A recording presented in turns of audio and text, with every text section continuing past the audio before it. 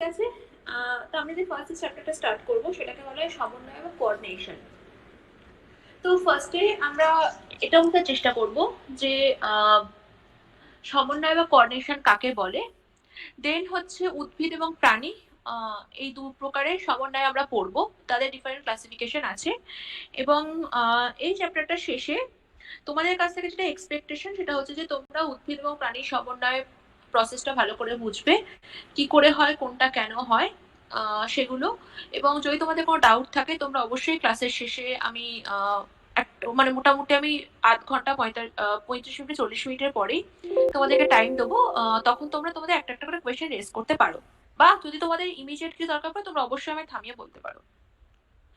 তো ফার্স্ট হচ্ছে যে সমন্বয় বা কোঅর্ডিনেশন কি। তো তার একটা খুব ভালো এক্সাম্পল হচ্ছে যে আমরা হাঁটছি, যেভাবে আমাদের হাঁটা, মানুষের হাঁটা হচ্ছে অনেকগুলো অঙ্গের কোঅর্ডিনেশনের জন্যই হয় এবং এই কোঅর্ডিনেশন প্রসেসটা পুরোপুরি ইন্টারনালি আমাদের শরীর কন্ট্রোল করতে পারে।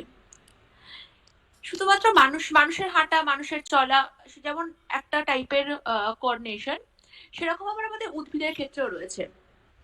তোমরা নিশ্চয়ই দেখেছো যে কিছু কিছু গাছ আছে যেগুলো হচ্ছে মাটির সমান্তরালে বাড়তে পারে, অথবা গাছের দিকে ছোটবেলা হয়তো এক্সপেরিমেন্টটা অনেকে করেছো যে কোনো একটা পুরো কালো ঘরের মধ্যে যদি একটা জানলা খুলে একটা গাছ রাখো তাহলে গাছের ডাল সেই জানলার দিকে বেঁকে যায়। তো এগুলো সবই হচ্ছে সমন্বয় বা কোঅর্ডিনেশন। তো যে কোনো প্রাণীর মানে উদ্ভিদ অথবা প্রাণীর বিভিন্ন যে শারীরবৃত্তীয় প্রক্রিয়া সেগুলোকে একসাথে করার প্রসেসটার নামই হচ্ছে কোঅর্ডিনেশন। তো ফার্স্ট হচ্ছে আমরা পড়বো যে উদ্ভিদের সমন্বয় বা উদ্ভিদের কোঅর্ডিনেশন। এবং উদ্ভিদের সমন্বয় হচ্ছে আমরা যেটা দেখতে পাচ্ছি যে উদ্ভিদের সমন্বয় হচ্ছে তিনটে ভাবে হয়। একটাকে বলে হরমোন ব্যবহার করে সমন্বয়, দেন হচ্ছে চলন বা মুভমেন্ট উদ্ভিদের, আরেকটা হচ্ছে বৃদ্ধি বা গ্রোথ। তো এবং প্রাণীর ক্ষেত্রে হচ্ছে হরমোন এবং স্নায়ুতন্ত্র, এই দুটো হচ্ছে মেন কম্পোনেন্ট আমরা এই সিলেবাসের মধ্যে পড়বো। তো সমস্ত কিছুর ডিটেলস আমরা আস্তে আস্তে অবশ্যই যাব, কিন্তু তার আগে হচ্ছে সবকিছু তার আগে পড়ানোর আগে আমি একটা জিনিস তোমাদের কাছে একটু ক্লিয়ার করতে চাই, সেটা হচ্ছে যে তোমরা উদ্ভিদের যে বিভিন্ন অংশ রয়েছে সেগুলোকে চেনো কিনা। আমি একবার ভালো করে পুরোটা বলে দেবো, কারণ হচ্ছে উদ্ভিদের যদি বিভিন্ন অংশকে আমরা না চিনি তাহলে হচ্ছে এই পোর্শনটা পড়তে একটু সমস্যা হবে। তো এটা একটা নিশ্চয়ই দেখতে হচ্ছে parts of a flowering plant, মানে যে গাছে ফুল হয় এটা সেরকম একটা গাছের ছবি। ফ্লাওয়ার হচ্ছে আমার ফুল, ফ্রুট হচ্ছে ফল, স্টেম মানে হচ্ছে এই যে কাণ্ড, লিফ হচ্ছে পাতা, বার্ড বা মুকুল, নোড হচ্ছে বলা হয় পর্ব বলে একটা জিনিস আছে, আর ইন্টারনোড বলা হয় পর্ব মধ্য। তোমরা যদি কেউ বাঁশ গাছ দেখে দেখো তাহলে দেখবে যে বাঁশ গাছে এরকম এরকম দাগ দেখতে পাওয়া যায়, এই দাগগুলোকে বলা হয় পর্ব, আর দুটো দাগের মাঝখানে যে সেকশন তাকে বলা হয় পর্ব মধ্য। এটাই মোটামুটি এই সবকিছু মিলে তৈরি হয় শুট সিস্টেম, বা যেটাকে আমরা কাণ্ডের অংশ বলি। এই শুট সিস্টেম হচ্ছে আমার মাটির ওপরে গ্রো করে, মানে মাটির ওপরে এভাবে হচ্ছে শুট সিস্টেম এই দিক বরাবর গ্রো করছে। আর মাটির নিচে যেটা থাকে সেটাকে বলে রুট সিস্টেম বা মূলতন্ত্র। তাতে হচ্ছে এই মেন যে মোটা যে মূলটা তোমরা দেখতে পাচ্ছ এগুলো প্রাইমারি মূল বা প্রাথমিক, আর সেই প্রাথমিক মূল ভেঙে ভেঙে যে ছোট ছোট অংশ সৃষ্টি হয় তাকে বলে সেকেন্ডারি রুট সিস্টেম। এবার এটা বলার কারণ কি, এটা বলার কারণ হচ্ছে যে উদ্ভিদের বিভিন্ন অংশের মধ্যে যে সমন্বয় হয় এবং তার জন্য যে বিভিন্ন হরমোনাল জিনিসপত্র আমরা এখানে পড়বো, বিভিন্ন হরমোন ক্ষরণ হয়, সেগুলো হচ্ছে এই বিভিন্ন ডিফারেন্ট পার্ট থেকে আসে।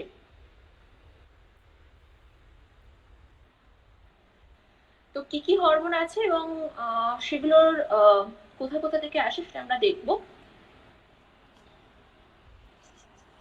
তার আগে আরেকটা জিনিস, সেটা হচ্ছে যে উদ্ভিদের বিভিন্ন পর্যায় জীবনের, উদ্ভিদের জীবন চক্রের পর্যায় হচ্ছে প্রথম হয় হচ্ছে অঙ্কুরোদ্গম, তারপরে হয় তার বৃদ্ধি বিকাশ, তারপর হচ্ছে পুষ্পায়ন, ফল সৃষ্টি, পূর্ণাঙ্গ এবং সুপ্তাবস্থা। তো এত কিছুর নামগুলো আছে, তো জিনিসগুলো কোনটা কি হয় একটু দেখি। প্রথম হচ্ছে অঙ্কুরোদ্গম। অঙ্কুরোদ্গম মানে হচ্ছে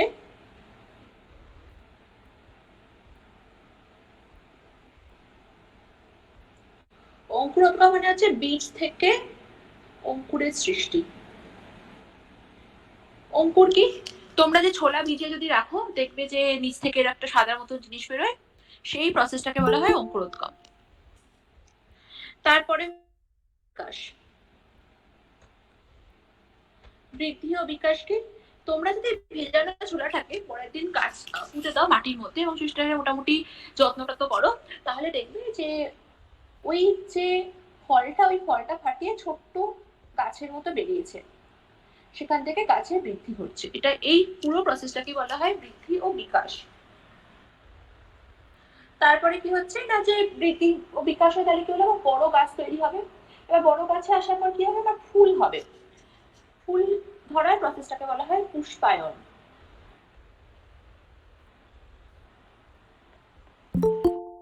এবার ফুল থেকে ফল তৈরি হবে, ফল থেকে আবার বীজ, এবং আবার বীজ থেকে অঙ্কুরোদ্গম, এইভাবে চলতে থাকে। এটা হচ্ছে গাছের পুরো জীবন চক্র। এবং এই গাছের পুরো জীবন চক্রেতেই বিভিন্ন সময় বিভিন্ন হরমোন এর এফেক্ট দেখতে পাওয়া যায়।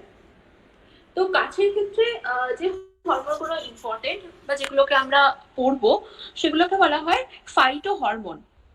ফাইটো সরি ফাইটো হরমোন হচ্ছে সেই সমস্ত আচ্ছা, তার আগে হচ্ছে ফাইটো হরমোন যার আগে হচ্ছে হরমোন কি। হরমোন তোমরা এবার যারা তো এখনো পড়েছো কিনা জানি না, তোমাদের কেমিস্ট্রিতে একটা জিনিস পড়ানো হয়, সেটাকে বলে অনুঘটক বা ক্যাটালিস্ট।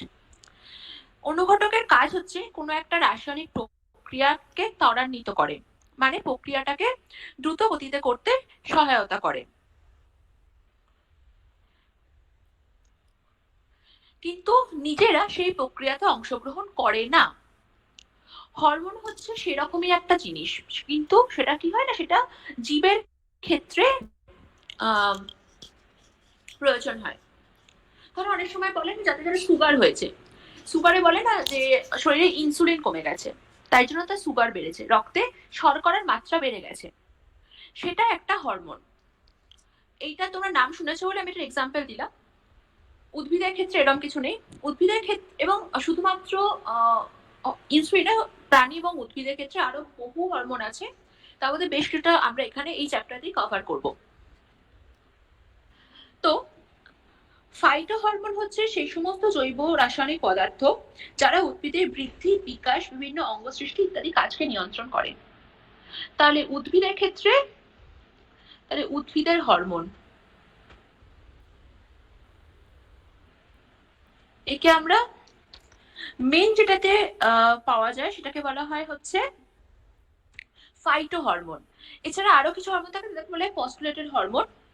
তো আমরা আমাদের মেনলি হচ্ছে যেখানে, তাহলে আমি দুটো ভাগ করে লিখছি, একটা হচ্ছে ফাইটো হরমোন, একটা হচ্ছে বলে পস্টুলেটেড হরমোন।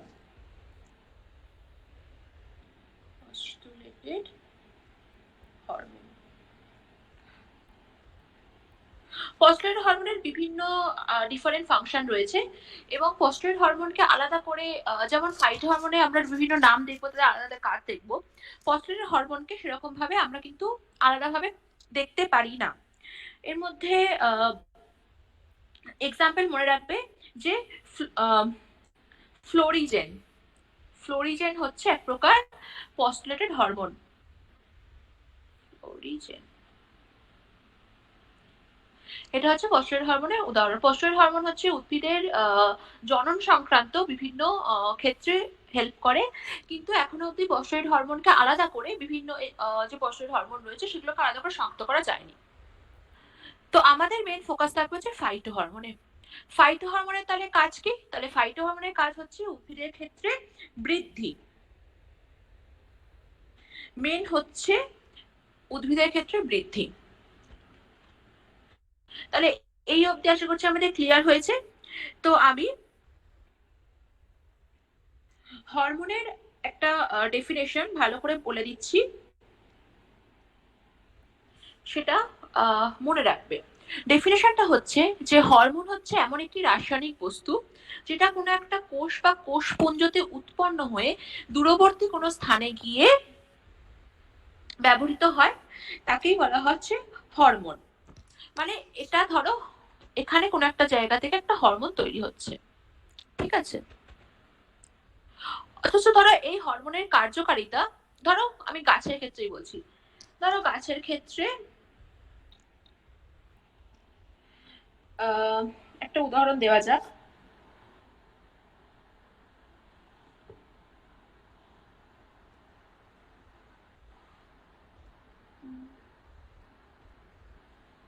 ধরো গাছের ক্ষেত্রে ফলে কোনো একটা হরমোন তৈরি হচ্ছে, ঠিক আছে? ফলে, গাছের ক্ষেত্রে ফলে কোনো একটা হরমোন তৈরি হচ্ছে, কিন্তু হতে পারে সেই হরমোনটার কার্যকারিতা উদ্ভিদের কাণ্ডের উপরে রয়েছে।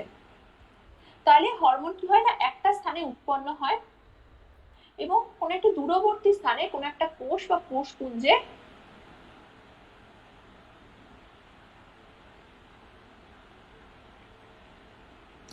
কার্যকারিতাকে নিয়ন্ত্রণ করে।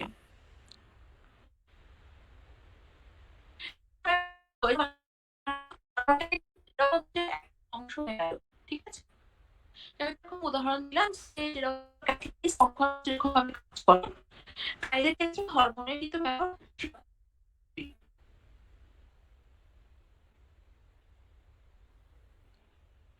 এই অবধি আশা করি তোমরা বুঝতে পেরেছো। তাহলে এবার আমরা উদ্ভিদের ক্ষেত্রে যে বিভিন্ন হরমোন রয়েছে সেগুলোতে যাব। আচ্ছা, তার আগে তোমরা সবাই একটু বলো যে তোমরা বুঝতে পেরেছো কিনা, বা কারোর কি এই জায়গাটার মধ্যে কোনো প্রশ্ন আছে?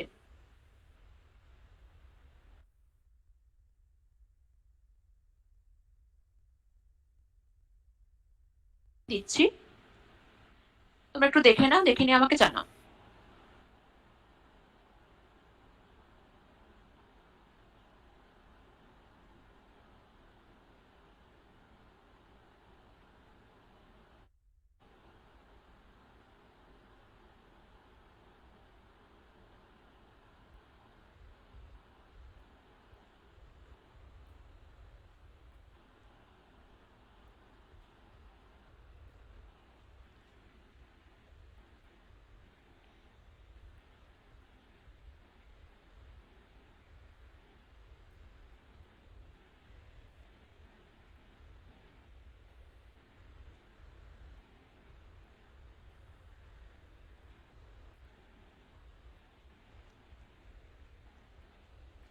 আচ্ছা, তো আশা করছি তোমাদের কারোর কোনো অসুবিধা নেই। তাহলে না আমরা, ম্যাম। ঠিক আছে, তাহলে আমরা পরের সেকশনটায় যাচ্ছি, যেখানে আমরা উদ্ভিদের ক্ষেত্রে বিভিন্ন হরমোনগুলোকে পড়বো। তো উদ্ভিদের ক্ষেত্রে যে, আচ্ছা তোমরা এখনো স্ক্রিনটা বোধহয় দেখতে পাচ্ছ না, না? দাঁড়াও। না ম্যাম। হুম হুম হুম,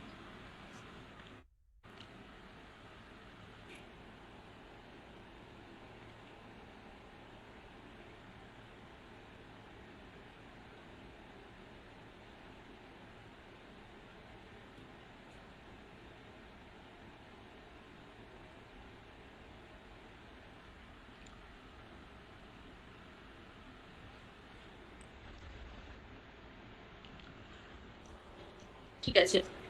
তো এবার দেখতে পাচ্ছ তো?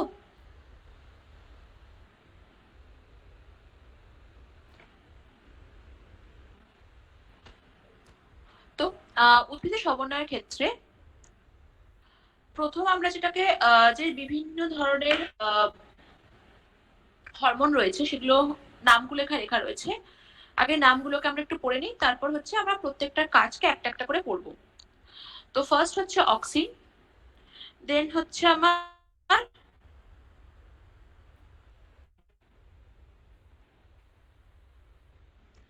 জিব্রেলিন, দেন হচ্ছে আমার সাইটোকাইনিন, তারপর হচ্ছে ইথিলিন, এবং তারপর হচ্ছে আমার অ্যাবসিসিক অ্যাসিড।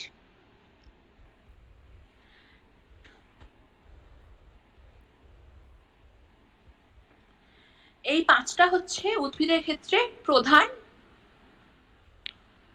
গ্রোথ হরমোন, বা ফাইটো হরমোন। এবারে এবারে তোমাদের যেটা পরে সমস্যা বা পড়ার পর পরীক্ষার আগে যে সমস্যা হয় সেটা হচ্ছে যে কোন হরমোন কোথা থেকে উৎপন্ন হয়, কি কাজ করে এবং কোথায় গিয়ে কাজ করে।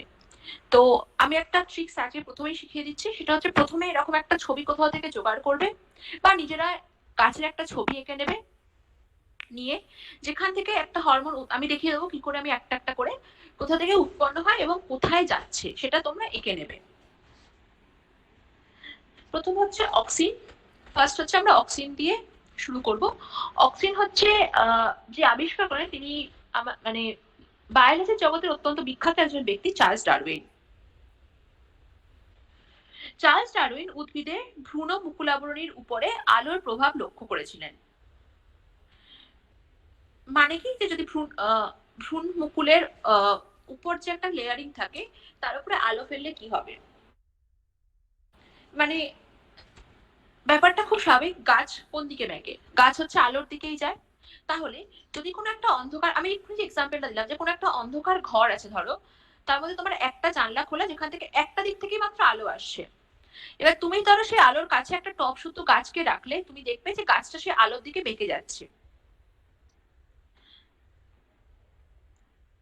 এই সেম জিনিসই হয় যখন উদ্ভিদের ভ্রূণমুকুল আবরণের উপরে মানে সেম এফেক্ট পড়ে। তো ভ্রূণমুকুল আবরণী আমার একটা দেখছি আমার কাছে কোনো ছবি আছে কিনা, তাহলে তোমাদের একটু বুঝতে সুবিধা হবে। স্ক্রিনটা বন্ধ করি।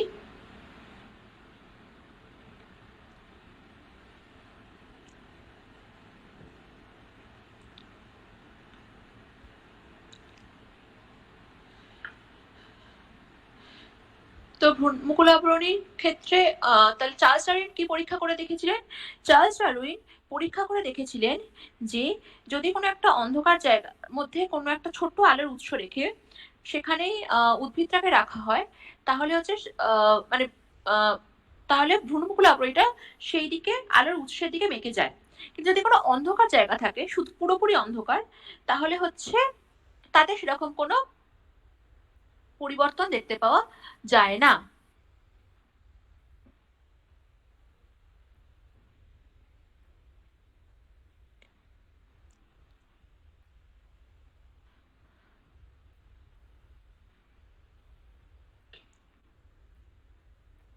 তাহলে ফার্স্ট টাইম একটু দেখে নিই যে ভ্রূণমুকুল আবরণীটা কিরকম দেখতে হয়।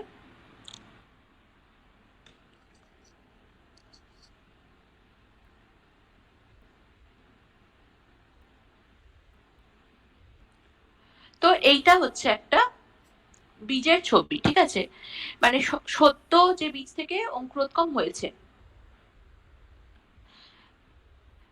তাহলে আমরা কি দেখতে পাচ্ছি যে এইখানটায় দেখো তোমরা বিভিন্ন অংশ রয়েছে। উপরের দিক থেকে দেখো তোমার পাতা বেরোচ্ছে এবং এই যে মুকুল এর উপরে একটা লেয়ারিং রয়েছে।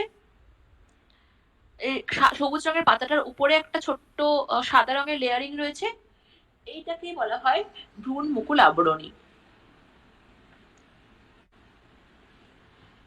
তাহলে উনি কি পরীক্ষা করেছেন? তাহলে অক্সিজেনের প্রভাব দেখার জন্য পরীক্ষাটা কি? অক্সিজেনের প্রভাব দেখার জন্য চার্লস ডারউইন যে পরীক্ষাটা করেছিলেন সেটা হচ্ছে যে উনি একটা অন্ধকার ঘরের মধ্যে এরকম একটা সদ্য মানে অঙ্কুরোদ্গম হয়েছে ওখানে একটা বীজকে রেখেছিলেন। রেখে উনি দেখেছিলেন যে যদি আলো আসে তাহলে এই ভ্রূণমুকুল আবরণীটা মানে গাছে বেসিক্যালি কাণ্ড যে সেকশনটা সেটা আলোর দিকে বেঁকে যাবে, আর যদি না আসে তাহলেও খারাপ হয়ে বৃদ্ধি পাবে। এবং তারপর ইনি পরীক্ষা নিরীক্ষা করে দেখেছিলেন যে এই ভ্রূণমুকুল আবরণীর অগ্রভাগে যে অক্সিন উপস্থিত রয়েছে সেই অক্সিনের জন্যই এই প্রভাব ঘটে। তাহলে ফার্স্ট তাহলে আমাদের অক্সিন, তাহলে অক্সিন তাহলে কোথায় প্রেজেন্ট থাকে? যে ভ্রূণ মুকুল আবরণী।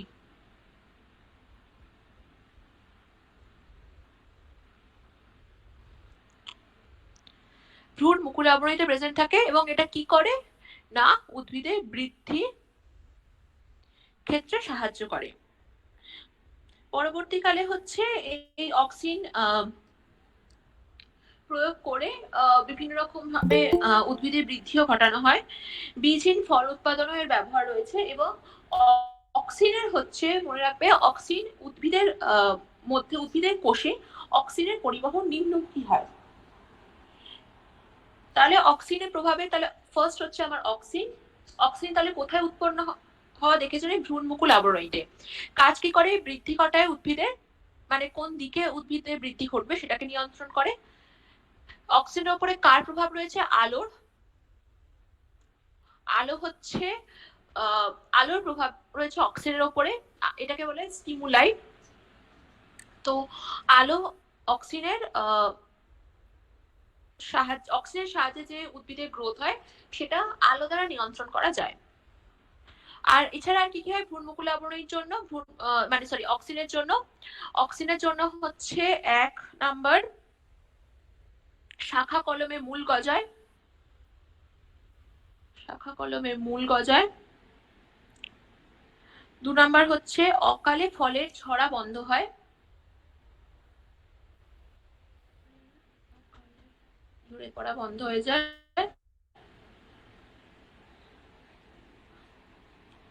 নাম্বার 3 হচ্ছে বীজহীন ফল উৎপাদন হয়। এছাড়াও অক্সিজেনের প্রভাবে উদ্ভিদের ক্ষেত্রে আরেকটা যেটা হয় সেটা হচ্ছে যে অভিস্রবণ ও শ্বসন বৃদ্ধি পায়। এটা আমরা অন্য একটা চ্যাপ্টারে কভার করব, উদ্ভিদের যে বিভিন্ন প্রসেস আছে, কেমিক্যাল প্রসেস বা ফিজিক্যাল প্রসেস, সেখানে। তাহলে আমাদের ফার্স্ট আমরা কি পেলাম না, এই যে এখানে বীজ থেকে অঙ্কুরোদ্গম এই যে সেকশনটা, এই সেকশনের ক্ষেত্রে আমার হরমোন হচ্ছে অক্সিন। এবার সেকেন্ড হরমোনে আমরা যাবো, সেটা হচ্ছে আমার জিব্রেলিন। তো অক্সিনের প্রভাবে কি হলো না, উদ্ভিদের তো ভ্রূণ থেকে অঙ্কুরোদ্গম হয়ে ভ্রূণমুকুল আবরণীটা আলো দিয়ে কিভাবে বাঁকবে বা কি হবে না হবে সেসব আমরা দেখলাম। কিন্তু গাছ বড়ও তো হতে হবে। গাছ বড় হওয়ার জন্য যে হরমোনটা লাগে সেটাকে বলা হয় জিব্রেলিন। জিব্রেলিন হচ্ছে প্রথম পাওয়া গিয়েছিল ধানের বাকানি রোগের জীবাণু হচ্ছে একটা ছত্রাক যা ধান গাছের অতিবৃদ্ধি ঘটায়। সেখান থেকে হচ্ছে প্রথম দেখা গেছিল যে জিব্রেলিন নামে একটা হরমোনের জন্য এই ঘটনাটা ঘটে। এবার হচ্ছে জিব্রেলিন কোথায় থাকে? জিব্রেলিন কিন্তু থাকে উদ্ভিদের বীজের মধ্যে। আমি তোমাদের একটু আগে এক্সাম্পল দিচ্ছিলাম যে কোন একটা হরমোন যার হয়তো উৎপত্তিস্থল বীজে কিন্তু কাজ করে হচ্ছে কাণ্ডেতে। মনে রাখবে জিব্রেলিন হচ্ছে প্রধানত উদ্ভিদের পাকা ফলের বীজে থাকে। এছাড়াও চারা গাছের বীজপত্র এবং পাতার বর্ধিষ্ণু অঞ্চলেও দেখতে পাওয়া যায়। এর ফলে কি হয়? এর ফলে হচ্ছে এই যে আমি বললাম নোড ইন্টারনোড মানে পর্ব এবং পর্ব মধ্য, এইটার মধ্যে ডিস্টেন্স বাড়তে থাকে, তার মানে কি পর্ব মধ্যে দৈর্ঘ্য বাড়ে। তাহলে আমার সেকেন্ড হরমোন কি? তাহলে ফার্স্ট হরমোন হচ্ছে আমার অক্সিন। অক্সিন আমার কি করলো? অক্সিন হচ্ছে আমার ভ্রূণমুকুল আবরণীতে থাকে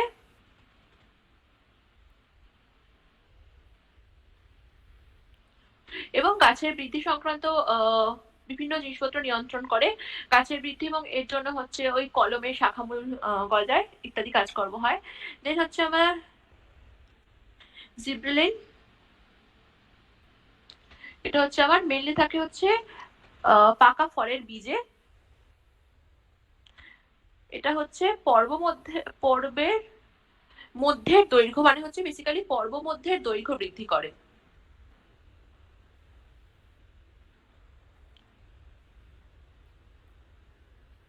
এবার হচ্ছে আমরা থার্ডেরটায় যাব। থার্ড হচ্ছে আমার সাইটোকাইনিন। সাইটোকাইনিন হচ্ছে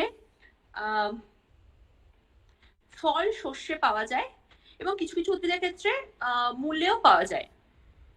এরা আবার বিভিন্ন ঘনত্বে অক্সিজেনের সাথে যুক্ত হয়ে কোষ বিভাজনকে উদ্দীপিত করে। এছাড়াও কোষের বৃদ্ধি, অঙ্গের বিকাশ সাধন, বীজ অঙ্গের সুপ্তাবস্থা ভঙ্গকরণ এবং বার্ধক্য বিলম্বিতকরণেও এর ভূমিকা রয়েছে। ঠিক আছে, অনেক কিছু বললাম, এবার একটা একটা করে আস্তে আস্তে পয়েন্টগুলোকে বোঝানোর চেষ্টা করি। তাহলে থার্ড হচ্ছে আমার সাইটোকাইনিন। তাহলে সাইটোকাইনিন আমি বললাম কোথায় কোথায় থাকে না, সাইটোকাইনিন থাকে হচ্ছে ফল এবং শস্যে। তাহলে আমরা কি দেখছি যে উদ্ভিদের ফল, বীজ এই সেকশনগুলোতে সব থেকে বেশি পরিমাণে হরমোন উপস্থিত রয়েছে। তার প্রধান কারণই হচ্ছে যে ফল হচ্ছে এমন একটা অঙ্গ যে হচ্ছে পরবর্তী প্রজন্মের উদ্ভিদ তৈরি করতে সাহায্য করবে। তো সেই জন্য মানে এই যে মাল্টিপ্লিকেশন হবে, সেই জন্যেই কিন্তু ফলের মধ্যে এত রকম হরমোন থাকে। কারণ তোমরা দেখছো যে মানে উদ্ভিদের ফলটা থেকে যে বীজটা তৈরি, সেই বীজটাকে তো থেকে তো নতুন গাছটা তৈরি করতে হবে। তো সেই যে প্রসেসটা, সেই প্রসেসটা যাতে হয় তার জন্য কিন্তু মানে সমস্ত কিছু, সমস্ত যে হরমোন গুলো সেগুলো কিন্তু মানে ফলে অথবা বীজে কোথাও না কোথাও রয়েছে। অন্যান্য অংশে গাছে রয়েছে, আমি বলছি না যে নেই, কিন্তু ফলে বা বীজে আমরা দেখছি যে মানে বেশি পরিমাণেই রয়েছে।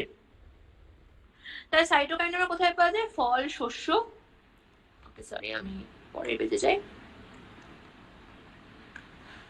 নেক্সট হচ্ছে আমার সাইটোকাইনিন।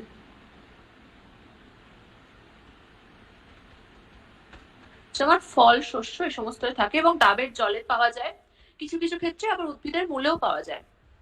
তো ফল, শস্যটা মনে রাখবে, এটা অবশ্যই করে আর কি লিখবে পরীক্ষায়। এবার সাইটোকাইনিন কি? সাইটোকাইনিন আর অক্সিন তারা মিলে উদ্ভিদের কোষের বৃদ্ধি ঘটায়। কোষ বৃদ্ধি মানে কি না, গাছটাকে বড় করতে হবে। কোষের বৃদ্ধি ঘটায় এবং কোষ বিভাজনকে মানে বেসিক্যালি কোষের বৃদ্ধি ঘটায় মানে কি, কোষের বৃদ্ধি কি করে? কোষ বিভাজন থেকে হয়। তাহলে কোষ বিভাজন, কোষ বৃদ্ধি, এবং এর ফলে কি হবে না, গাছটা বড় হবে। তাহলে একে বলা হয় অঙ্গের বিকাশ সাধন, মানে বিভিন্ন অঙ্গকে বড় করা হয়। তারপর ধরো বীজের যে সুপ্তাবস্থা, মানে কি ধরো তুমি বাড়িতে ছোলার এক্সাম্পল দিচ্ছি, ছোলা কিনে এনেছো, ছোলা তুমি যতক্ষণ জলে ভেজো ততক্ষণ কিন্তু ওটার কিছু তুমি দেখতে পাবে না। তো এরকমই প্রত্যেকটা গাছের বীজই সুপ্ত অবস্থা থাকে যতক্ষণ না সে সঠিক পরিবেশ পাচ্ছে তার বৃদ্ধি ঘটানোর জন্য। তো যখন সে সঠিক পরিবেশ পায় তখন এই সাইটোকাইনিন হরমোন তার এই বীজের সুপ্তাবস্থা ভঙ্গ করতে সাহায্য করে। তাহলে বীজের সুপ্তাবস্থা ভঙ্গ।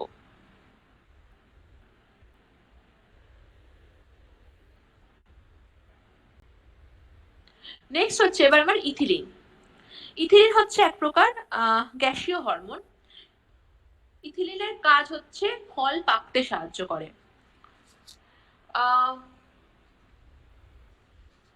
তোমরা যারা দেখেছো, দেখবে যে কোনো যদি কলা জাতীয় কোনো মানে ফল একটু কাঁচা কাঁচা অবস্থা থাকে, তাকে দেখবে ভালো করে ঢাকা দিয়ে রেখে দিলে সে কিন্তু কিছুদিন পরে পেকে যায়। তার কারণ হচ্ছে ও ইথিলিন হরমোনকে ক্ষরণ করে। এবং ধরো একটা যদি কলা পেকে যায়, দেখবে সেই ছড়া সমস্ত কলা পেকে গেছে, কারণ কি একটা কলা থেকে ইথিলিন হরমোন বেরোচ্ছে, সেই হরমোন বাকি কলাগুলোকেও পাকাতে সাহায্য করে। সেম ভাবে যখন কার্বাইড দিয়ে যে ফল পাকানো হয়, সেটাও কিন্তু এরকমই কৃত্রিম ভাবে ইথিলিন তৈরি করানো হয় ওখানে। এছাড়াও ইথিলিনের আরো যা যা কাজ, সেটা হচ্ছে যে বীজ এবং মুকুলের সুপ্তাবস্থা ভঙ্গ করতে সাহায্য করে, চারা গাছের কাণ্ডের বৃদ্ধি হয়, চারা গাছকে লম্বা হতে সাহায্য করে, ফুল ও ফল সূচনা করে। তাহলে নেক্সট হচ্ছে আমার ইথিলিন।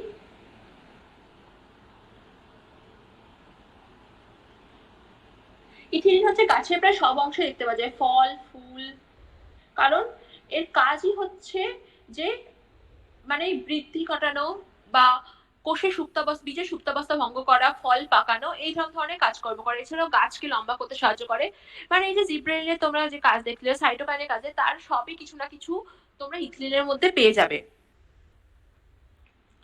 এছাড়াও আরেকটা হরমোন যেটা এখানে আমি বলেছি, সেটা হচ্ছে আমার অ্যাবসিসিক অ্যাসিড বা অ্যাবসাইসিক অ্যাসিড বলা হয়। অ্যাবসিসিক অ্যাসিড হচ্ছে পর্ণমোচী টাইপের গাছে দেখতে পাওয়া যায়। মানে শীতকালে যে সমস্ত গাছে পাতা শুকিয়ে পাতা ঝরে যায়, তাদেরকে অনেক পর্ণমোচী গাছ, সেই ধরনের গাছে পাতা ঝরার যে ব্যাপারটা, সেটা কন্ট্রোল হয় এই অ্যাবসিসিক অ্যাসিড দিয়ে। তাহলে আমরা চারটে মেইন হরমোন পড়লাম এখানে, হচ্ছে অক্সিন, জিব্রেলিন, সাইটোকাইনিন এবং ইথিলিন। তাহলে প্রথম আমরা কি পড়লাম? প্রথম হচ্ছে আমাদের অক্সিন। অক্সিন কোথায় পাওয়া যায়? অক্সিন পাওয়া যায় হচ্ছে ভ্রূণ মুকুল আবরণীর উপরে, এবং এটা হচ্ছে মূলের বৃদ্ধি, অকালে ফলের ঝরে যাওয়া, এই সমস্তগুলোকে বন্ধ করে এবং বীজহীন ফল উৎপাদনে সাহায্য করে। এটা কিন্তু পরীক্ষায় প্রশ্ন আসতে পারে যে কোন হরমোনের প্রয়োগে বীজহীন ফল উৎপাদন হয়। মনে রাখবে উত্তর হচ্ছে অক্সিন। নেক্সট হচ্ছে আমার জিব্রেলিন। জিব্রেলিন হচ্ছে পাকা বীজের ফলের পাকা বীজের মধ্যে থাকে বা পাকা ফলের বীজের মধ্যে থাকে। জিব্রেলিনের কাজ হচ্ছে যে এই যে পর্ব এবং পর্ব মধ্যের মধ্যে যে দুটো পর্বের মধ্যে দৈর্ঘ্য মানে পর্ব মধ্যে দৈর্ঘ্য বৃদ্ধি করতে সাহায্য করে। থার্ড হচ্ছে সাইটোকাইনিন। সাইটোকাইনিন হচ্ছে বিভিন্ন ফল শস্য এগুলোতে পাওয়া যায়, কিছু কিছু উদ্ভিদের মূলে পাওয়া যায়। এই সাইটোকাইনিন হচ্ছে আমার অক্সিনের সাথে সাইটোকাইনিন হচ্ছে অক্সিনের সাথে যুক্ত হয় এবং অক্সিনের সাথে যুক্ত হয়ে এরা হচ্ছে কোষ বিভাজন করতে সাহায্য করে, মানে কোষের বৃদ্ধি ঘটে, গাছ বড় হয় বা বিভিন্ন অঙ্গের বৃদ্ধি ঘটে। এছাড়াও বীজের সুপ্তাবস্থা করতে সাহায্য করে। নেক্সট হচ্ছে ইথিলিন। ইথিলিন হচ্ছে মনে রাখবে যে গ্যাসীয় হরমোন। যদি তোমাদের জিজ্ঞেস করে যে কোন হরমোন গ্যাসীয় হয়, তাহলে মনে রাখবে উত্তর হচ্ছে ইথিলিন। ইথিলিন হচ্ছে আমরা ফল পাকাতে সাহায্য করে এবং ইথিলিন হচ্ছে অত্যন্ত বেশি পরিমাণে কৃত্রিমভাবে প্রয়োগ করা হয়, কৃত্রিমভাবে প্রস্তুত করা হয় যাতে আমরা পাকা ফল পাই। এই যে সারা বছর আমরা বিভিন্ন ফল যেগুলো সিজনাল ফ্রুট নয় সেগুলো পাই, সেগুলোর একটা কিন্তু কারণ হচ্ছে যে এই সমস্ত হরমোনগুলোকে কৃত্রিমভাবে প্রস্তুত করা যায়। এছাড়াও আরেকটা কৃত্রিম হরমোন আছে, সেটা আমি জাস্ট নামটাই মনে রাখবো। সেটা বলা হয় indole acetic acid. Indole acetic acid হচ্ছে এক প্রকার অক্সিন, কৃত্রিম অক্সিন, তার নাম হচ্ছে ইন্ডোল অ্যাসিটিক অ্যাসিড। অক্সিন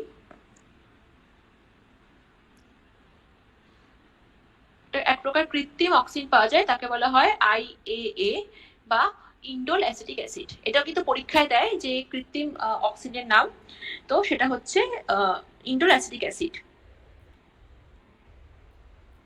তাহলে আশা করছি এই অবধি তোমাদের কাছে মোটামুটি ক্লিয়ার হয়েছে। তো তোমাদের যদি কোনো কোয়েশ্চেন থাকে আমি তোমাদেরকে একটু সময় দিচ্ছি, 2 মিনিট 3 মিনিট মতো বা 2 মিনিট মতো, তোমরা একটুখানি বলে তোমাদের কোনো প্রশ্ন আছে কিনা।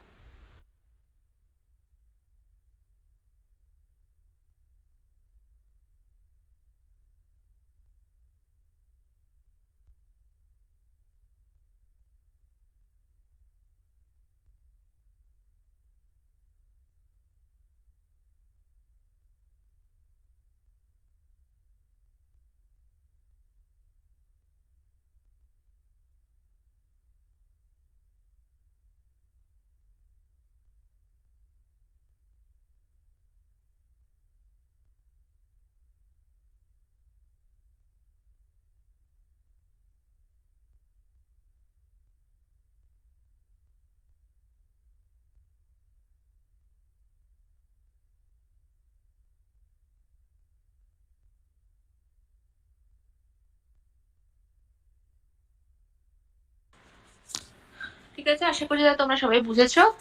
হ্যাঁ ম্যাম। ঠিক আছে, কারোর কোনো প্রশ্ন নেই তো?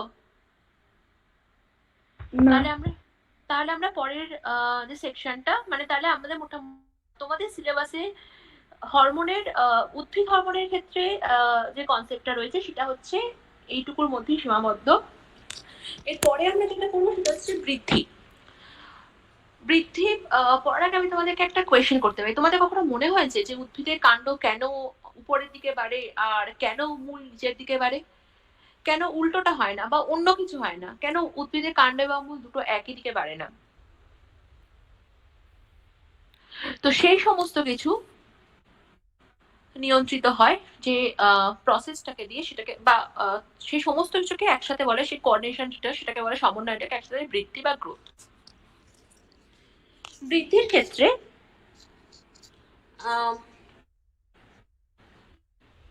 হরমোনের খুব উল্লেখযোগ্য ভূমিকা রয়েছে। যেমন ধরো অক্সিন, প্রথম হচ্ছে অক্সিন। অক্সিনের উদ্ভিদের বৃদ্ধি ক্ষেত্রে, মানে উদ্ভিদের কোন দিকে কোনটা বৃদ্ধি হবে তার ক্ষেত্রে অক্সিনের কিন্তু মারাত্মক ইম্পর্টেন্স রয়েছে। অক্সিন আমি বলেছি যে এরা আলোক সংবেদী হরমোন, মানে তো যে এক্সপেরিমেন্টটা বললাম যে আলোর দিকে হলে অক্সিনের প্রভাবে গাছ আলোর দিকে বেঁকে যায়। কিন্তু প্রশ্ন হচ্ছে যে কেন গাছ আলোর দিকে বেঁকে যায়? যখন অন্ধকার থাকে তখন কি হয়? কেন অক্সিজেনের এখানে ভূমিকাটা কি? অক্সিজেনের ভূমিকা হচ্ছে এটাই যে অক্সিজেন নিজে আলোক সংবেদী হরমোন। মানে কি, যেদিকে আলো পড়বে সেদিকে অক্সিজেনের ঘনত্ব কমে যাবে। এবারে ধরো এইটা, আমি ধরো এই জায়গাটুকু শুধু দেখছি, ঠিক আছে? ধরো আমার অক্সিজেনের ঘনত্ব এই দিকে বেশি, এই দিকটা ধরো আমার বেশি, তাহলে কি আমার এই দিকে গাছের বৃদ্ধিটা ঘটবে বেশি, কারণ অক্সিজেন গাছের বৃদ্ধি ঘটায়। যখন এই দিকে গাছের বৃদ্ধি হয়, তাহলে কি হবে, গাছটা এরম ভাবে বেঁকে যাবে, তাহলে গাছটা আলোর দিকে বেঁকে, তাহলে এই দিকে যদি আমার আলো থাকে, তো এদিকে আমার আলো রয়েছে, এদিকে যদি আমার আলো থাকে, তাহলে কি হচ্ছে না, এদিকের এই এই এই অংশটাতে হচ্ছে অক্সিজেনের ঘনত্ব কমে যাচ্ছে, তাহলে এই দিকে হচ্ছে আর অক্সিজেনের ঘনত্ব বাড়ছে, তাহলে অক্সিজেনের ঘনত্ব বাড়লে কি হবে না, এইদিকে হচ্ছে আমার গাছের বৃদ্ধিটা বেশি ঘটবে, তাহলে গাছটা এভাবে বেঁকে যাবে। তাহলে এইভাবেই হচ্ছে অক্সিজেনের জন্য গাছের যে অক্সিজেনের আলো অন্ধকারের জন্য এই যে গাছের বেঁকে যাওয়া, এই সমস্ত কিছুই ঘটে। সেই জন্য যখন ধরো আমি বলেছিলাম যে পুরো অন্ধকার হচ্ছে, তখন কি না ভ্রূণমুকুলাবরণ এটা কোনো দিকে বেঁকে যায়নি, তখন কি তার কারণটা কি না, তখন হচ্ছে আমার সব দিকেই তো অক্সিজেনের ঘনত্ব সমান। এবার ধরো এখানে আলো নেই, পুরোটাতে অন্ধকার রয়েছে, তখন কি হয়েছে, তখন হচ্ছে আমার ধরো এই এই অংশটাতে সব জায়গাতে অক্সিজেনের ঘনত্ব সমান, এখানেও যেরকম এখানেও সেরকম সব জায়গায় সমান, তাহলে আমার সব জায়গায় কোষ বিভাজনটা সমান হচ্ছে, তার মানে হচ্ছে গাছটাকে উপরের দিকে বাড়ছে। এছাড়াও আরেকটা জিনিস হয়, সেটাকে বলা হয় যে অভিকর্ষের উদ্দীপনা। অভিকর্ষের উদ্দীপনা মানে কি, আমরা সবাই কিন্তু আমাদের সেরকম অভিকর্ষজ বল মানে গ্র্যাভিটিকে ফিল করতে পারি। সেরকম যখন একটা বীজ যে অঙ্কুরোদ্গম হয়েছে, সবে সদ্য অঙ্কুরোদ্গম হয়েছে, তখন হচ্ছে ভ্রূণ মূল এবং ভ্রূণমূল যেটাকে বলে যে ভ্রূণকাণ্ডের অগ্রাংশ, মানে আমরা যেটাকে দেখছিলাম এখানে ছবিতে,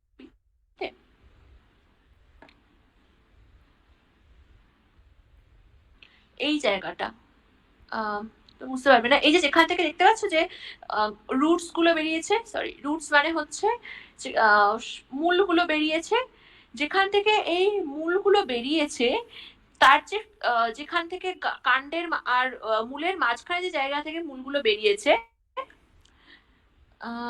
তোমাদের আর কোনো ভালো ছবি আছে কিনা, ঠিক আছে দেখতে পাচ্ছেন, যাই হোক, এরা হচ্ছে অনুভব করতে পারে, একে বলে আমরা জিও পারসেপশন, ঠিক আছে? ইংলিশ টার্মটা মনে রাখবে, অভিকর্ষজ উদ্দীপনা,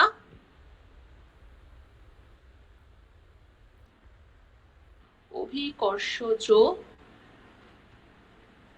উদ্দীপনা বা জিও পারসেপশন। ধরো এইখান থেকে তো তোমার ধরো এরকম স্ট্রাকচারটা ছিল, ধরো এইখানটা, তো এখান থেকে তোমার মূলগুলো বেরিয়েছে, এই যে জায়গাগুলো, এই অংশগুলো হচ্ছে তোমার জিও পারসেপশনকে ফিল করতে পারে, মানে অভিকর্ষজ উদ্দীপনাকে ফিল করতে পারে। তার ফলে কি হয় না, অভিকর্ষের ফলে এই যে কোষের উপাদান সেগুলো নিচের দিকে চলে আসে, এবং তার ফলে হচ্ছে নিচের দিকে বৃদ্ধি ঘটাতে, মানে চেষ্টা করি, ধরো এই একটা জায়গা রয়েছে তোমার, এই জায়গাটুকুকে দেখি, ধরো এখান থেকে তোমার সবে একটা মূলটা বেরোবে বেরোবে করছে, ঠিক আছে, এখানটা থেকে। এবারে এ তো বুঝতে পারছে না যে ওপরে যাবে না নিচে যাবে, কি করে বুঝবে, এইখানটাতে অভিকর্ষের উদ্দীপনাকে অনুভব করছে, এবং অভিকর্ষের জন্য বেসিক্যালি এই যে কোষ, এই কোষের উপাদানগুলো সব নিচের দিকে নেমে আসছে। তার ফলে কি না, কোষ প্রাচীরের নিচের দিকে আসার জন্য কি হবে না, কোষের এখানে সেল ওয়াল রয়েছে, কোষ প্রাচীরে চাপ পড়ছে, এবং চাপ পড়ার ফলে এটা নিচের দিকে আস্তে আস্তে বাড়ছে, এটাকে বলা হয় অভিকর্ষজ চলন। এছাড়া আরেকটা যেটা হয় সেটা হচ্ছে যে বিভিন্ন গাছ থাকে যাদের হচ্ছে আলো, তাদের ফুল কতক্ষণ ফুটবে সেটা আর কি নির্ভর করে আলোর ওপরে, ফুল কতক্ষণ ফুটবে। সেরকম তিনটে জিনিস হয়, একটাকে বলা হয় ছোট দিনের উদ্ভিদ, ছোট দিনের উদ্ভিদের জন্য হচ্ছে দৈনিক 8 থেকে 12 ঘন্টা আলোর প্রয়োজন পড়ে। 2 হচ্ছে বড় দিনের উদ্ভিদ, এটা হচ্ছে তোমার জাস্ট কত ঘন্টা আলো দরকার হবে ফুল ফোটার জন্য, সেটার উপরে জাস্ট ক্লাসিফিকেশন করা হয়, 12 থেকে 16 ঘন্টা। আর আরেকটা হচ্ছে আলোক নিরপেক্ষ উদ্ভিদ। তাই নাম দেখেই তোমরা বুঝতে পারছো, ছোট দিনের উদ্ভিদ মানে হচ্ছে কম আলো লাগে, কম সময়ের জন্য আলো লাগে, যেমন ধরো চন্দ্রমল্লিকা,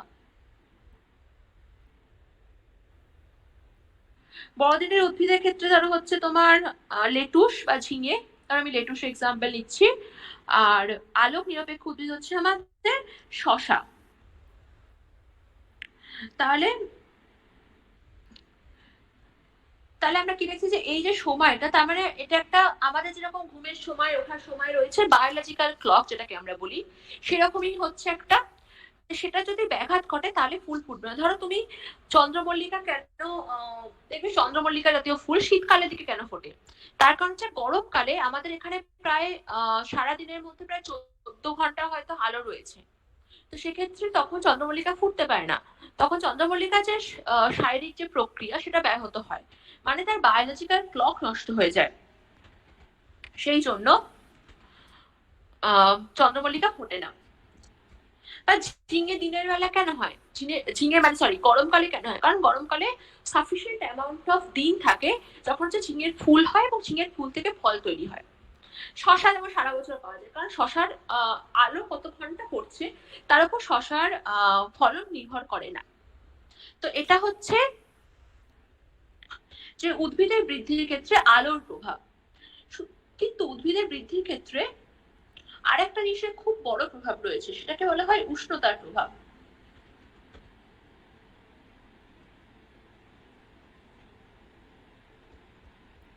উষ্ণতার প্রভাবটি ধরো কিছু কিছু শাকসবজি আমরা পাই বা কিছু কিছু ফুল ফোটে শীতের মানে শুধুমাত্র ঠান্ডা জায়গাতে, হয়তো ঠান্ডা জায়গায় সারাদিনই হয়তো রোদ আছে, তাও শুধুমাত্র ঠান্ডা জায়গায় ফোটে। আবার কিছু কিছু ফুল শুধুমাত্র গরমের জায়গায় ফোটে, ঠিক আছে, সেটাকে বলা হয় উষ্ণতার প্রভাব। এটা একটা বিভিন্ন পরীক্ষা করা হয়েছে এবং পরীক্ষা টরীক্ষা করে যে যদি বীজকে ঠান্ডা করে, বীজের ধরো যে টেম্পারেচার সেই টেম্পারেচার কমাচ্ছি, মানে আমি তাপমাত্রা কমাচ্ছি বা ঠান্ডা করছি, তাহলে দেখা যায় কি না ফুল তাপমাত্রা কমায়, তাহলে যে একটা ফুল ধারণের যে প্রক্রিয়া সেটা আংশিক হয়। এই জিনিসটাকে বলা হয় ভার্নালাইজেশন। তাই তোমাদেরকে এইটা ডেফিনেশন জানতে হবে, টার্মটা হচ্ছে ভার্নালাইজেশন। ভার্নালাইজেশন হচ্ছে বীজকে শৈত্য প্রদান করে ফুল সৃষ্টিকে ত্বরান্বিত করা, তাকেই বলা হয় ভার্নালাইজেশন। এবার ধরো শীতকালে যে মানে এর উল্টো জিনিসটা হয়, মানে বীজকে যদি গরম করা হয়, মানে ধরো কোনো গরমের জায়গায় কোনো একটা শীতের কোনো একটা সবজিকে রোপণ করা হয়েছে, তখন হচ্ছে ফুল আসতে কিন্তু অনেক সময় লাগে।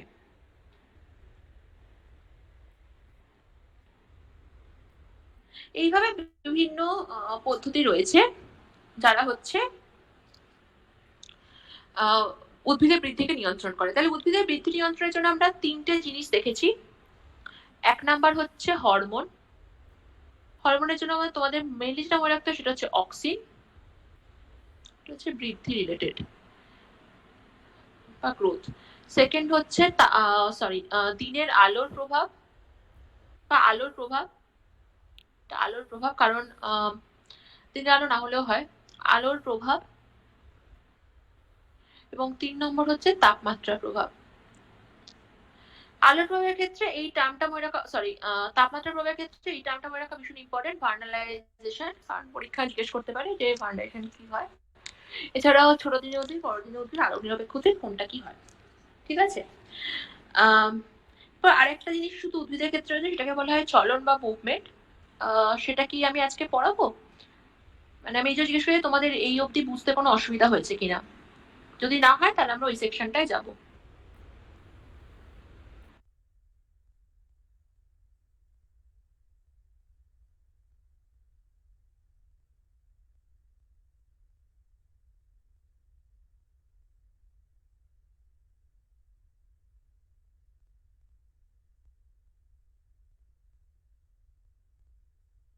ম্যাম বুঝতে পেরেছি।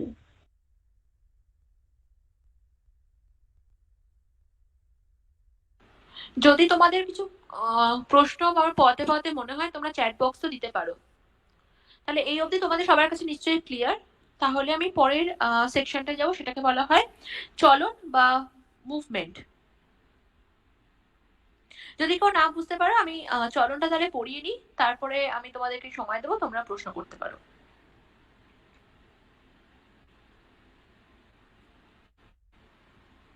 আচ্ছা ম্যাম।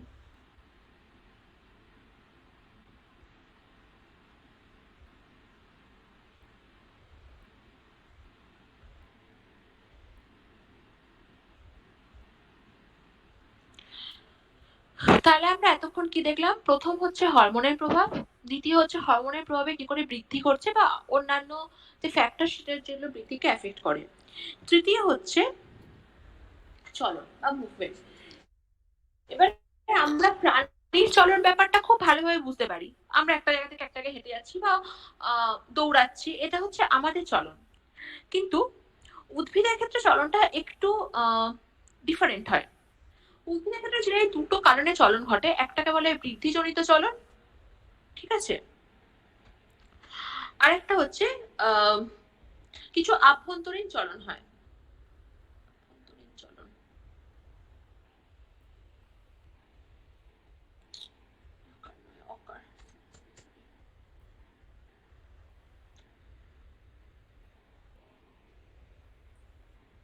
কিন্তু এই যে যাই চলন হোক না কেন, সেটা কোনো না কোনো উদ্দীপকের প্রভাবে হয়ে থাকে,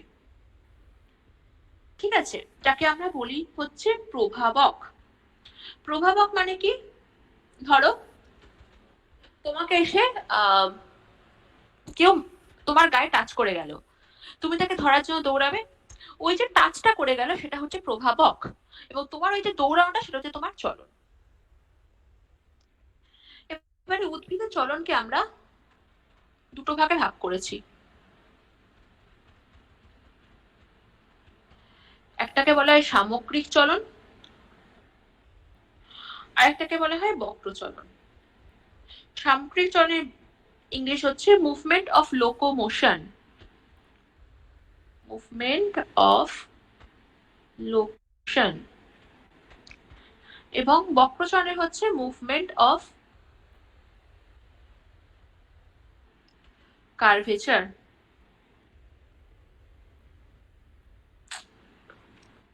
হাতের লেখা অত্যন্ত খারাপ হচ্ছে বুঝতে পারছি, তাও একটু বোঝার চেষ্টা করো আর কি। এবার সামগ্রিক চলন যেটা উদ্ভিদের ক্ষেত্রে, সেটা তোমাদের কিন্তু মনে হতেই পারে যে গাছ কি একটা জায়গা থেকে উঠে হেঁটে আরেকটা জায়গায় যায়, কিন্তু প্রশ্নটা হচ্ছে যে আমরা গাছ বলতে উদ্ভিদ সামনে বলতে এক্স্যাক্টলি কি বোঝাচ্ছি? গাছে হেঁটে হেঁটে যাবো নিশ্চয়ই না, কারণ গাছ হেঁটে হেঁটে যায় না। এগুলো জেনারেলি দেখতে পাওয়া যায় উদ্ভিদের গ্যামেট অথবা জুস পড়ে। বিভিন্ন উদ্ভিদ তাদের প্রজননের জন্য, এবং কিছু উন্নত প্রজাতির ছত্রাকও করে, তারা হচ্ছে প্রজননের জন্য তাদের গ্যামেট বা জুস স্পোর একটা স্থান থেকে অন্য স্থানে যায়। একমাত্র সেই রকম ক্ষেত্রেই উদ্ভিদের সামগ্রিক চলন দেখতে পাওয়া যায়। মানে ধরো নারকেল একটা ফল, ঠিক আছে, সেই ফলটা একটা জায়গা থেকে ভেসে ভেসে অন্য জায়গায় যাচ্ছে। এইরকম ধরনের যদি আমরা ভাবতে পারি, তাহলে হচ্ছে এটাকে আমরা ভাবতে পারি সামগ্রিক চলন। তাহলে জেনারেলি আমরা তাহলে কৃষিকে দেখতে পাওয়া যায় যে উদ্ভিদের ক্ষেত্রে উদ্ভিদের গ্যামেট বা জুস পড়ে, গ্যামেট বা জুস পর সবই হচ্ছে এগুলো সমস্ত জেনারেলি সামগ্রিক চলন ঘটে হচ্ছে উদ্ভিদের প্রজননের ক্ষেত্রে, প্রজনন সংক্রান্ত ক্ষেত্রে উদ্ভিদের সামগ্রিক চলন ঘটে। বাকি উদ্ভিদের যা চলন ঘটে সমস্ত হচ্ছে বক্রচলন। যেমন ধরো কাণ্ডের আলোর দিকে, কাণ্ডের উপরের দিকে ওঠা, বা মূলের নিচের দিকে যাওয়া, বা যে লতানে গাছ হয় তারা হচ্ছে কোনো একটা কিছু অবলম্বনকে পেঁচিয়ে ধরে উপরে আস্তে আস্তে ওঠে, এগুলোকে সবই বলা হয় বক্রচলন। তারপরে মনে রাখবে যে উদ্ভিদের ক্ষেত্রে প্রজনন সংক্রান্ত কাজের জন্য একমাত্র সামগ্রিক চলন ঘটে, বাকি সমস্ত উদ্ভিদ চলন হচ্ছে বক্রচলন। এর মধ্যে একটা বক্রচলনের ক্ষেত্রে একটা ভীষণ ইম্পর্টেন্ট যেটা তোমাদের পড়তে হবে, সেটাকে বলে ফটোট্রপিক চলন। এই যে আমি তোমাদের একটু আগে প্রশ্ন করলাম না, তোমাদের কখনো মনে হয়েছে যে গাছের কেন কাণ্ড উপরের দিকে বাড়ে বা কেন মূল নিচের দিকে যায়? এগুলো সব এটাই হচ্ছে তোমাদের ফটোট্রপিক চলন বা ফটোট্রপিজম। এটা হচ্ছে দুরকম হয়, মানে গাছের কাণ্ডের আলোর দিকে যাওয়া এবং মূলের নিচের দিকে যাওয়া, এই দুটোকেই একসাথে বলা হয় ফটোট্রপিক চলন বা ফটোট্রপিজম। যেটা কাণ্ডের উপরের দিকে ওঠা, মানে ফটো ওয়ার্ডটার মানে হচ্ছে PHOTO। ফটো ওয়ার্ডটা হচ্ছে রিলেটেড টু আলো, ঠিক আছে? মনে রাখবে ফটো ওয়ার্ডটা হচ্ছে রিলেটেড টু আলো। তাহলে আলোর দিকে চলন হবে যেটা, সেটাকে বলে পজিটিভ ফটোট্রপিক চলন, এবং আলোর বিপরীত যেটা হবে সেটা হবে নেগেটিভ ফটোট্রপিক চলন। তাহলে কাণ্ডের হচ্ছে আলোর দিকে ওঠাটাকে বলা হয় পজিটিভ ফটোট্রপিক চলন, এবং মূলের আলোর বিপরীত দিকে যাওয়াটাকে বলা হয় নেগেটিভ ফটোট্রপিক চলন। তাহলে আমরা আজকে উদ্ভিদের সমন্বয় পুরোটাই পড়লাম, হরমোন, চলন এবং বৃদ্ধি। তো এরপর তোমাদের যদি কোনো কোয়েশ্চেন থাকে তাহলে তোমরা বলো।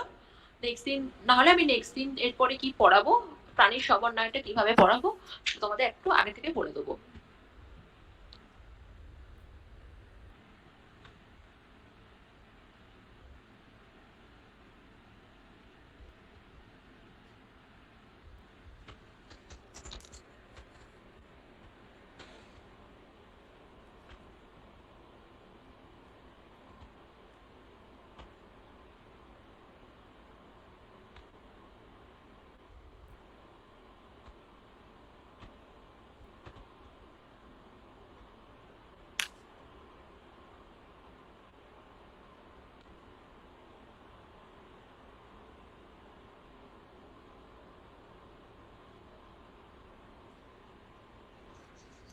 আশা করি তাই তোমাদের কিছু কারোর বলার নেই।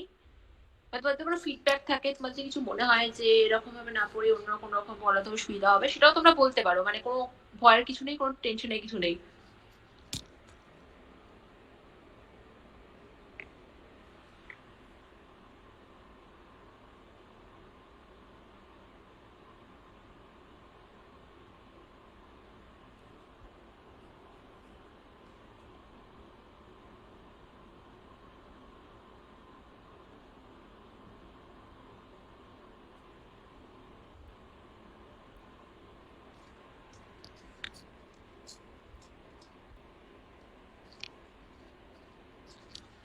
তাহলে যদি তোমাদের কিছু বলার না থাকে তাহলে আমি ক্লাসটা এখানেই শেষ করছি। সবাই ভালো থেকো। আমি একবার তো চ্যাট বক্সটা দেখে নিই কারোর কিছু কোয়েশ্চেন আছে কিনা। না, কারোর সেরকম কিছু কোয়েশ্চেন নেই। ঠিক আছে, তাহলে চলো, বাই।